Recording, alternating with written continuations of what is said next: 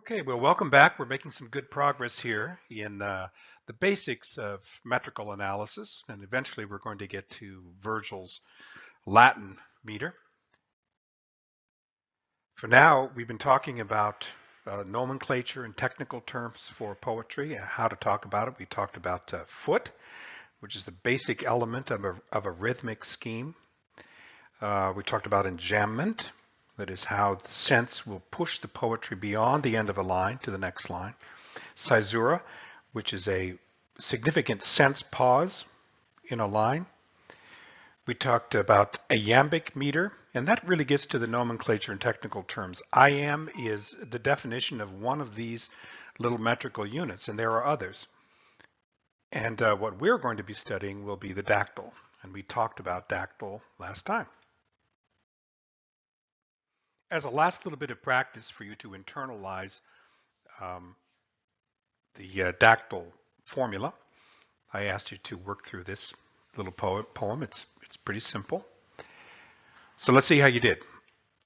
Remember, the dactyl is either a stress followed by two unstressed, or a stress followed by one syllable which has less of a stress. So it could either be B da da or B da. So let's see what this looks like. Canon to right of them. So you have two dactyls with three syllables in it. Canon to right of them. Now I'll bet you had a lot of trouble when you started this because you want to make the first syllable in a line of poetry an unstressed. Canon. But you have to retrain your mind. Your instinct is no good anymore. Canon to right of them. Canon to left of them.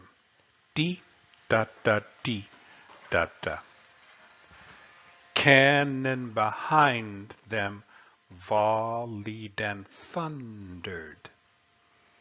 All right, so cannon to right of them, cannon to left of them, cannon behind them volleyed and thundered. So those are perfect three-syllable dactyl feet. Stormed at with shot and shell, while horse and hero fell.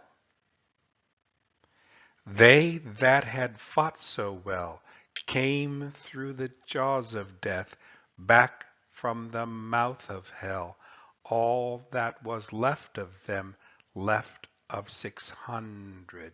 And that ends the stanza or the quatrain or whatever you want to call it. Got it?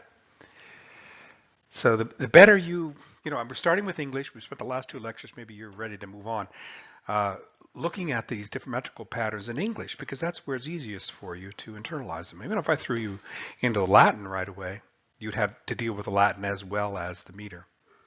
So cannon to right of them, cannon to left of them, cannon behind them volleyed and thundered, stormed at with shot and shell, while horse and hero fell. They that had fought so well came through the jaws of death, back through the mouth of hell, all that was left of them, left of 600. There you go. All right, so finally we're getting to Latin meter, and maybe you're saying it's about time. There are some differences we need to take into account. The first is that Latin words do not have stress accents the way that English does. And a lot of languages just don't have a stress accent, which seems bizarre to us. I remember for a long time having difficulty learning French because French doesn't have stress accents on their words. And so it kind of destroys your expectation of setting up words. If there's no accent, it all sounds kind of like a mumble for a long time until I finally just forced my way through it. So Latin is like that, and you can get a sense of it if you think about how Italians are often not ridiculed, but represented trying to speak English, because you'll have them say things like, yesterday it was raining. You see that they don't say raining, they'll say raining. And so that instead of giving a stress, they'll just lengthen the syllable. And so that's what Latin meter does. Now, I will confess that when I'm reading Latin meter, and Latin for that matter, it's hard for me not to put a stress where there should just be a longer you should hold the syllable for a longer time. I'm trying, but maybe I'm just too old to perfect that. So if you hear me reading Latin meter later on and it sounds like I'm putting a stress on it, I probably am, but I shouldn't be. So for that reason, let's go to the second bullet point here. Syllables, when we analyze a line of poetry, are not distinguished by this, stress thing here. Instead, what we'll put is just a long mark called a macron, and then followed by two shorts. So instead of saying stressed, unstressed, unstressed, it'll be long, short, short.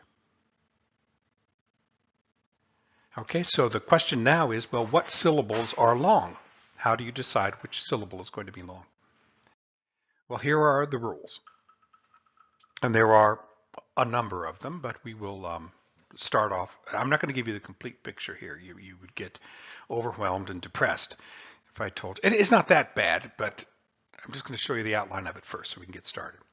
First of all, syllables will be long in Latin if they are long by nature. And by nature, it means it contains a long vowel.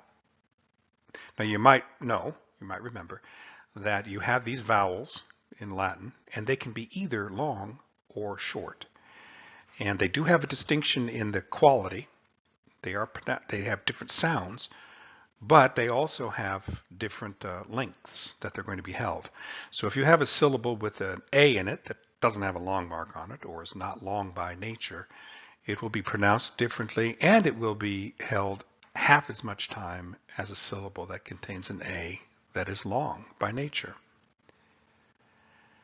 All right, so anytime you see one of these vowels, it could either be short or long, depending on what it is by nature.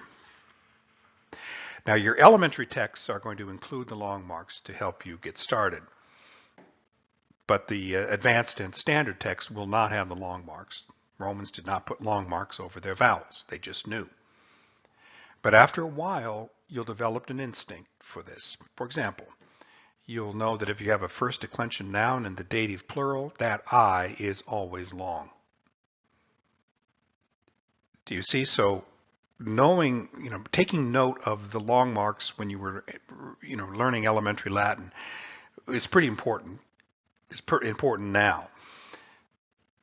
It used to be, it was just important so you could distinguish case. Like if you had an A that was short, that had a certain number of things that it could be. If it were an A that is long, then you know that you have, let's say, an ablative singular of the first declension.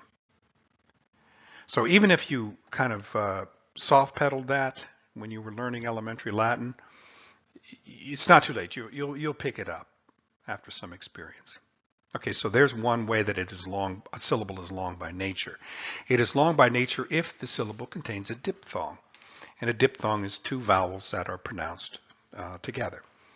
For example, ow, A-E, and I can't think of any, well, maybe EU. But if it contains a diphthong, and you'll recognize it, then it's long by nature, and it will be held like twice as long as a syllable that does not long by nature. Okay, piece of cake. Now, this gets a little more involved because a syllable can also be long by position. And by position, it means if the vowel in the syllable is followed by two consonants. If it's followed by two consonants, then that syllable, it won't be pronounced as if it's a long vowel, but it will be held for an extra amount of time. Now, there are some exceptions to that, and we'll get to them. But for now, if you see a syllable that has either two consonants at the end, or has a consonant and then the next word starts with a consonant, that will be scanned. That will be interpreted in poetry as long. For example, let's look at these two. Laudant. Laudant. Now, this first syllable is long by nature because it contains a diphthong. The next syllable, for the purposes of reading poetry, will be long as well because the A there is followed by two consonants, N-T. Or laudandum. datnuntium. Long by nature because it's a diphthong. Now this will be interpreted as long in poetry because the syllable itself ends in a T, but then the next word starts with a consonant. And so this will be held an extra amount of time in a line of poetry. Okay, so there's the basics, and there are some refinements on their way, but let's just get started, all right? Vergil's meter. Vergil's meter is dactylic hexameter. And after the first two lectures, you know exactly what that means. It means the basic foot is going to be a dactyl, which will either be a long, short, short, or a long, long. So it'll be either B da da or B D B da da or B B. No, not B B, but B B. And there will be 6 of them in a line. You get that from the hexameter. Hex is the Greek word for 6. And so when you analyze, I used this word a couple times in the previous comments, but I corrected myself. Now here they are. When you analyze a line of poetry for its metrical system, we say you are scanning the line. So I'll say scan this line. It is not hard to scan dactylic hexameter. And the noun for it is scansion. All right, so that's what these words, that is what these words mean. Okay, so let's scan the first line of Vergil's Aeneid. All right, so let's just read the words. Arma virumque cano Troiae qui primus ab oris. All right, so that's the words. We're not going to translate them now. We're just going to look at those things. Now, the first thing to do is to think of it as in syllables. So we're going to break this down into, we're going to syllabify it. We're going to break it into syllables. And here it is. Ar, ma, we, rum, que, ka, no. I'm taking out the punctuation. Troi, yai. Now, remember that an I, when it's in between, when it's near a vowel, becomes elongated and is pronounced like a semiconsonant. So this would be considered a consonant for the purposes of scanning poetry. Troi, yai, qui, primus, ab, oris. All right, so those are your syllables. Now, there are all kinds of different ways to approach this. I think the easiest is to go through it and to mark, for the purpose of scansion, all of the syllables that are long. Now remember, you're looking for 2 things. Long by nature, because it has a long vowel or a diphthong, or long by position. So let's see what we have. The first syllable, will that be long or will it be short? Well, it's followed by an R and then an M. So this will be scanned long. All right, I had to deal with some dogs. Okay, so that will be scanned long. All right, how about that? Will that be scanned long? Well, it's not long by nature. It doesn't have a long mark over it. And it's not followed by 2 consonants, so it's not long. Oui, not long. What about the Will that be long? Yeah, it will be long because you have a consonant followed by another consonant. Kwe. Ka? Nope, not long. O, that's long by nature, it's given to you. Troi, tro, long by nature, given to you. Yai, that is long because it's a diphthong. Given to you, given to you. Not long, it's not long by nature, it's not a diphthong or a long vowel, and it's not followed by 2 consonants. And then you have 2 that are given to you. All right, so let's mark it up. Ar, mawir and then to finish it off, ka no troiai qui pri aboris. All right, now we'll go in and put the shorts in there just so that we can complete it, get the complete picture. And that's what it looks like. So the meter of it is, if we were just to tap it out, it would be da, da, da, dee, da, da, da, da, da, da, da, da, da, da, da. Okay, then once again, I'm giving it stress, and I shouldn't, but it's pedagogically, it might be helpful. You know, when I read poetry, and if I get lost in it for some reason, and I don't much anymore, but I will give an extra emphasis to the first beat, the first syllable of a foot, so I can get located again. Okay, now let's divide it into the various feet. Now you know that a foot in dactylic hexameter is going to be either a long, short, short, or a long, long. So we're going to put dividing lines in here, and one will go right there. One will go there. And now you have two longs, so one will go there, one will go there, and one will go there. And there we are. So we have 1, 2, 3, 4, 5, 6 feet of varying types of dactyls. Da, da, da, or dee, da. All right. So if we were to read this, now it's all mapped out, it's scanned, it would sound something like this. Ar ma virum que cano troiai qui primus saboris. And there it is. Ar ma virum que cano troiai qui primus saboris. Arma verum quecano troiae qui primus saboris. And that's it. Yay. Okay, so you've just scanned and read your first line of Vergilian Latin dactylic hexameter. Let's try another one. This is the second line. Same thing. Let's go through it and mark out the syllables that are going to be long, either by nature or by position. So if we do a quick look at it, we'll see that some of them are given. Those are easy. Right there. This will be long even though it is short by nature because it's followed by two consonants.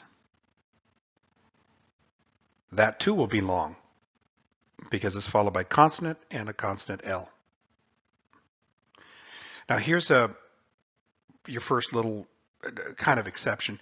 The IA can either be pronounced as two syllables, ia, or when it's at the end of the word, very often it'll just be slurred over into one, so it'll be ya.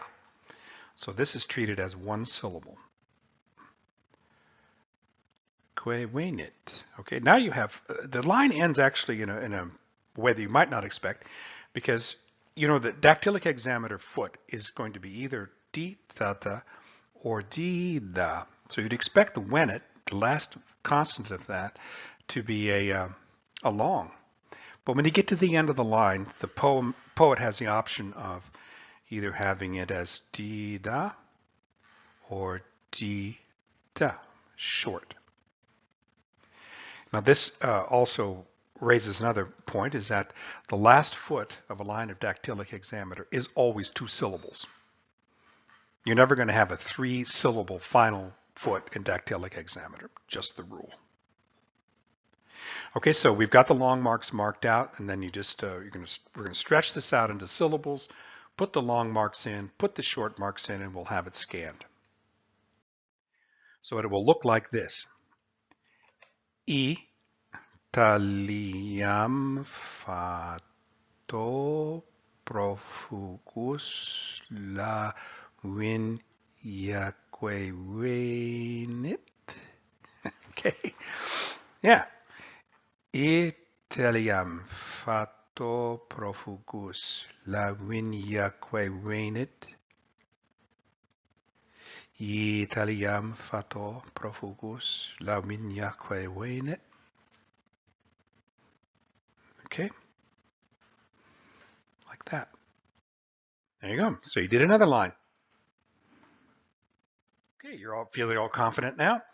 Let's look at the third line. Let's just read the words. Litora multum ile et teris jactatus et alto. All right.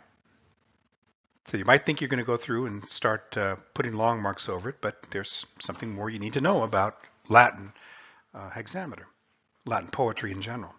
And that is you have elision, slurring, contractions that occur at the end of words sometimes. And one place where it happens is if one word ends in a vowel and the next word starts with a vowel, they get elided, they get slurred together. So instead of saying ile et, Latin will say ilet. So it'll drop this off and it'll go ilet. All right, simple enough. It is also true, moreover, in Latin, that the M at the end of a word seems to have been really soft. And almost to the point where it's not pronounced. And you say, well, how do we know that? We know that because in verse, if a word ends in an M, and it will always have a vowel before it, it's treated as if that M is not there. And if the next word starts with a vowel, it will elide. Did you follow that? Is that the M is it seems to have been going away. And in fact, you know, when you study what happens to words in M and in French, it drops off altogether, it becomes that nasal thing. So it's not as if this M has any, it's not really strong. So this will not be pronounced multum ile, but multil. Did you follow that? The M drops out, and then the U elides with the I. Now this will frustrate you for quite a while until you get accustomed to it. And I know that as we scan poetry together, as the months go by, you get caught very often with this. So multil. And then, because the E is followed by another E, another vowel here, that will elide too. And so instead of multum ile et, it'll come out as multilet. Multilet. So if you were to write it out the way it's going to be pronounced, it would be litera multilet. Like this is one long word, multilet. Teris jactatus et alto. So this is the word that this is the line that you're going to scan. So you're going to be looking for longs and shorts, just as we did before. So let's just let's go through it. Let's say, okay, so litera is given to you. You know, these have no reason to be long, so let's just leave them out for now. Now here you have the U, which is short, but it's followed by two consonants, so that will be long when you scan it. Til, followed by two consonants, so that will be long. Now I should point out that when you have two L's like this, the poet can decide whether he wants this to be long or short. So there's, as I said, there are some exceptions to that double consonant rule, but you'll have no difficulty taking note of them. But this case, he's going to scan it long. Okay, now this is a short by nature, but it's followed by two consonants, so that will scan long. How about this? Long again. How about this? Long again, because it's followed by CT. Long, followed by two consonants. So if we lay this whole thing out, it looks like this. Tora multileteris jacta tusetalto Litora. Multileteris jactatus et alto. Litora. Multileteris jactatus et alto. And there you go. You've scanned the line. Excellent. So we did 3 lines. Now what I'd like you to do is, review this and all that, and then try to do the next 4 lines on your own. And then when we come back, I'll go over them. But in the meantime, I'd like to preview it for you and to give you an idea of, I'm not great at this, but I have been doing it for a while. But I'm going to give you an idea of sort of what your object is, because there are other things going on in here that make this work. If I, one thing would be nice to do, if you can, is to memorize these first 7 lines with the correct rhythm and all of that. That way, it will encourage you to have an instinct. It'll acculturate you to the sound and the feel of it. Because we're going to do it 1 line at a time. And I told you in earlier lectures that's a horrible way to do it, because it gets you used to getting to the end of a line and stopping. But if you look at the grammar of this, and there's no punctuation, these lines, almost all of them in jam. And so you're not done with the grammar of this until you get to Italiam. You don't have a break. Same with Wainit. It goes all the way down to Lisera. Alto agrees with we.